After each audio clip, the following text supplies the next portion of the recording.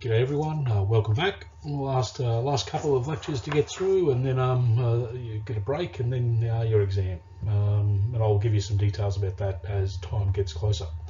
Okay, this week, understanding groups and managing work teams. Only a few slides to go through, hopefully less than 20 minutes. Okay, first off, what you're in for, Tuckman and Jensen's 5 stages of group development, probably the single most common model of group development in the business world today. You'll see it used pretty much everywhere. I bet you it's even in your Core 109 classes about how you develop as teams in university studies. I should say groups, and that's the point. Next point is differences between a team and a group. We often use these terms interchangeably. They shouldn't be, but they often are. And we'll look at some technical differences between the two. Lastly, there, group cohesiveness and alignment with organisational goals. Similar to the task and relationship model that we saw very early on in the semester, we'll look at whether the group cohesiveness and their alignment with goals actually matters to the performance of the team. And that's pretty much it. So let's get into it. So 5 stages of group development. First off, teams or groups, unavoidable in the workplace these days. I cannot think of a job that does not require teamwork or group work in some way to get the job done. Think of your own jobs. You work with people to get the job done. Some people you might not like, but that'd be part of the fun of it. All right, the 5 stages. First stage, forming. In this stage, what happens is people are discussing things like the time frame. How do we structure who reports to who in the team? Is there a hierarchy of members based on experience, for example, or their background? Have they been in a similar team doing a similar task in another job or in this same organisation that may give them a leadership role in this new team or new group? We'll look at the time frame or the deadlines so we can structure the purpose and so forth of the team. This will all be done fairly openly, not too much conflict yet at this stage.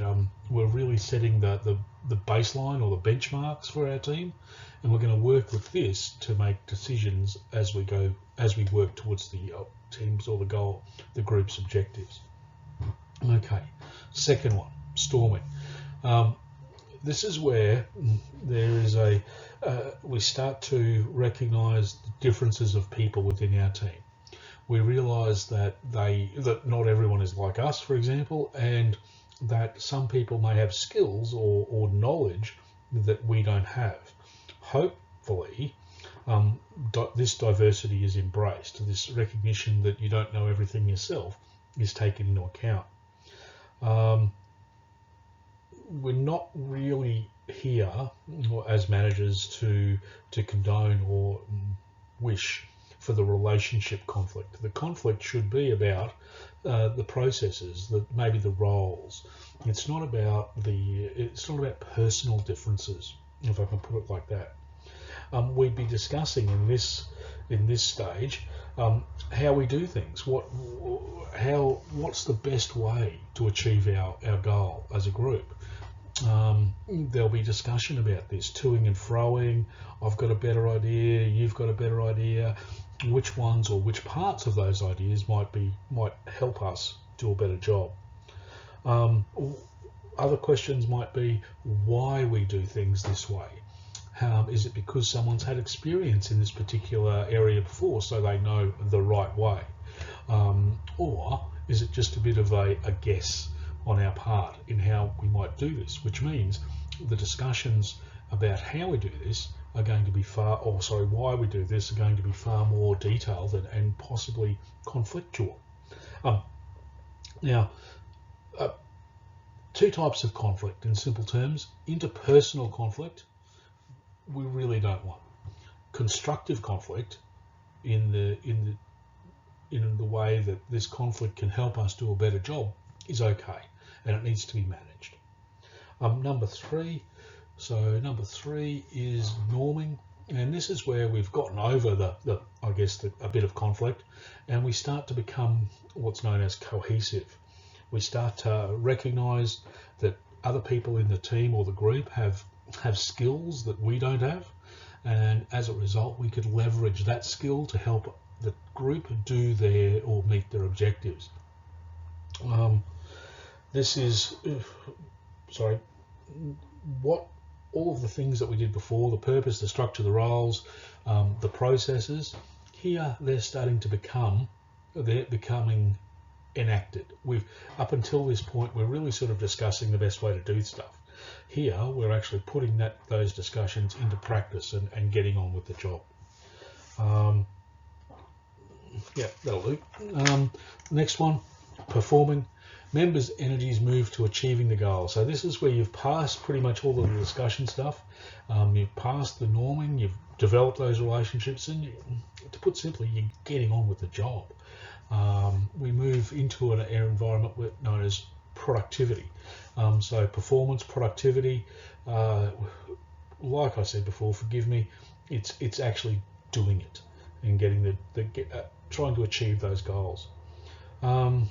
Now, the last one, number 5, adjourning. Now, assuming the group, two things. Assuming the group is actually going to stay together, they probably won't go through this stage. What will happen is they'll start to have new people coming in, possibly different levels of skill, a new leader, etc., which might mean they go back to the forming, norming, and performing stage, forming, storming, norming, performing stages to get things done. Now, if the group is temporary, there'll probably be a debrief. What went well? What went poorly? How could we improve for next time? And so that when the group may be restarted or another group with those members in it is initiated, there's a knowledge about how might we best approach this objective. Preparing to be disbanded, so finalising all of the group's tasks. So it might be discussions or communication to the group members about how successful their efforts have been, thanking them for all of their work, etc., etc., etc. And that's pretty much the 5 stages of group development. Again, I can't stress this enough. This is one of the most common theories or models about group development in business still today, even though it was written in 1977. So you can expect to see this throughout your degree in business. Okay. Next bit there, groups versus teams. What's the difference? It's a common misconception that they're the same thing. Even earlier in this slide that I've just been talking about, I've inadvertently used the word teams instead of groups. It's very easy to do, but there are some technical differences which is worthy of your investigation. Your textbook covers a fair few. I'm going to add one at the end, and we'll just go through those now. So first one is a purpose. The easiest way to explain this is to give you an example. As a group, say for example, catching a bus into the city, a group of people will come together, share this information, and it'll be about what time the bus leaves, which route does it go, which bus stops it picks people up at, etc., etc., etc. But then once they've journeyed into the city, they'll separate. They've done their job, the journey into the city, and as individuals, they will have all met their targets and arrived at the city at a certain time and go on with their daily duties. As a team, they'll probably stay together. The point there is performance, not just sharing the information to help those individuals achieve separate tasks. It's the performance of the whole team. Think a football team or a cricket team or a netball team. The aim there is to win, whereas the purpose in a group of netballers or football players would be to assist each other developing to a certain standard, to a capacity to help them achieve their goals as individuals within that group. I hope that's clear. Please refer to your text. Next one then, synergy. If you've never heard the word synergy before, it means that not all the time do the sum of the parts add up to a simple result? So if we were looking at, as it says here, a group with neutral synergy, the knowledge and experience of one person plus the knowledge and experience of another person plus the knowledge and experience of the third person doesn't sort of get better than the three put together. 1 plus 1 plus 1 equals 3. In a team, it's said to be positive. So my knowledge and experience, your knowledge and experience, and the third person's knowledge and experience put together is actually capitalizing on each other. We benefit from sharing knowledge. So the synergy or the possible output is better than just being neutral, as it says there. It's positive. In this case, the mathematical example is 1 plus 1 plus 1 equals 4. It may be 5 or 6, depending on the synergy of the team. The synergy of the members of the team. Number 3, accountability. In a group, the accountability is individual. You need to do your bit so the group can move on and deliver on its objectives. So you're still held accountable as an individual. Now in a team, while there's probably still some individual accountability, it's generally the whole team. Again, think a football team or a netball team, a swimming team, whatever it might be. That whole team is held accountable for the outcomes that it achieves or doesn't.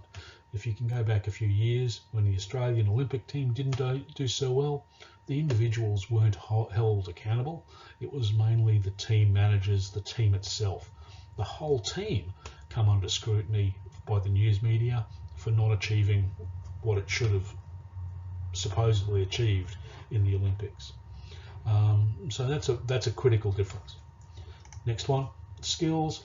When groups are put together, we often don't try to select specific skills or experience. They simply put people together because it's the most convenient. There might be a time restriction on it or something to that effect, which means our skills are varied or random or even overlapping, which is different in a team. In a team, we're going to pick skills or people with skills that are complementary. Again, think sport. Someone's a good goal kicker in a soccer team, so you'll get a good goal kicker, but you'll also be looking for a good forward or a good halfback or a good winger. In netball, goal scorer versus goal attack. Forgive me, I don't really know that sport that well. And again, you'll be picking people that fit into those specific categories of skill for you to do well as a whole team. Now the last one here is autonomy.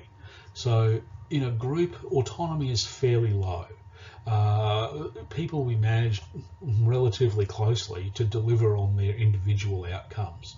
And that means that you don't have much discretion. In a team, however, you're expected to have those skills, you're expected to have the positive synergy, so the autonomy becomes much higher. It means you're sort of left to do what you've got to do until the end or until the deadline is due. And that, ladies and gentlemen, is pretty much the difference between groups and teams. Have a check in your textbook and note that in your textbook, autonomy isn't covered, but in much more literature, it is. And while I think about it, the previous model, Tuckman and Jensen's model of group formation, one of the more recent aspects of research suggests that when the group is getting to the point that it is norming and performing, I'll say that again, when the group is getting to the point that they are norming and performing, it is argued that they actually cross over to being a team. Now that depends on your perspective, that depends on the environment, the context. There's a lot of things or variables that can impact on that change between a group and a team. I'll leave that with you. We're going to look at goal alignment versus group cohesiveness. So the first side there, we'll have a look at the alignment between group, team, group and team goals and organisation goals. So what we're trying to do is ensure that the smaller components of the organisation focus on the big picture. We want to know or want to make sure that what the group or team, the department, the function, the store, the state, the region, whatever division, all of those subsections of the organisation have the big picture of the organisational goals at heart. They're achieving their little bit for the overall success of the organisation. This is on the vertical axis. On the horizontal axis, we've got something called cohesiveness. This is how strong the relationships are between team members. Quite simply, you can see low to high, not difficult there, but what we're going to do is we're going to have a look now at when cohesiveness is high and alignment is high, we'll have a high performing team. So that means think about it in terms of efficiency and effectiveness. More effectiveness, it means that what we've got the team doing is effective for the overall organisation. They're well aligned, so we haven't got a team going off on its own doing something that doesn't help the organisation succeed. This allows the team to work hard to deliver on the overall organisation's goals. The cohesiveness is high. This is meaning that synergy that I mentioned in the previous slide is really happening, and that we really are bouncing off good ideas from one another and utilising each other's experience and knowledge where we have gaps in our own. Okay, the next one is when we have low cohesiveness, yet the alignment between group and organisational goals is high. So here, team cohesiveness is letting us down a bit. And people may not have quite finished that norming stage. People may still be in the storming stage, yet we've put them into a team and hope for the best, so to speak. So it's not quite as good. I think this is sort of obvious. When you've got a good relationship with someone and you've worked with someone for some time, you can sort of step in, or you might automatically know what they require without having to ask them, or you just, forgive me the cliche, you just know what's going to happen, so you can jump in at any time and help out. If you don't have that cohesiveness, it's low, then you'll need to ask questions, you'll need to get a feel for what you need to do to help and be a cohesive team member. All right, the next one is not where we want to be. Low performance. Essentially, the group or the team is on its way achieving some goals that are not necessarily well aligned with the organisational goals. It might be that the manager has somehow figured out that they need to focus on customer service when the organisation is trying to cut costs and limit their money, limit the expenses. The last one there, again, this is a bit interesting. High cohesiveness but low alignment with the organisational goals means we actually get negative performance. That is a bit surprising, really. You'd sort of think that it might be up there, but just not high.